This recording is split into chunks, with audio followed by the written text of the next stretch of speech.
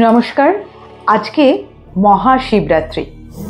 আজকে শুধুমাত্র আমাদের এই জায়গায় নয়, আমাদের রাজ্যে নয়, আমাদের দেশে নয়, তথা সারা বিশ্বে সনাতনীদের কাছে একটা মহান দিন, শিবরাত্রি। সারা রাত ধরে পুজো হবে। আজকে আমি একটি মন্দিরে গিয়েছিলাম পুজো দিতে। সেটি বহু পুরনো মন্দির। এই যে পুরনো মন্দিরে মায়ের মূর্তিটি রয়েছে, সেই মা হচ্ছে ভদ্রকালী। এই মা ছিলেন বাংলাদেশে। যখন রাইট লাগে তখন এই মূর্তিটিকে তো বাঁচাতে হবে।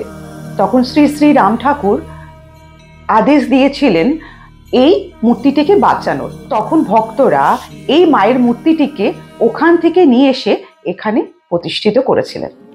যাই হোক, এই মন্দিরে নানা রকম ভগবানের মূর্তি রয়েছে, তার মধ্যে শিবলিঙ্গ রয়েছে।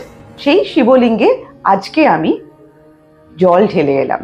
তো আমার জল ঢেলে আসার পর খুবই ভালো লাগলো মনটা, তাই মনে হলো আপনাদের সাথে এই ছোট্ট একটা গল্প শেয়ার করি।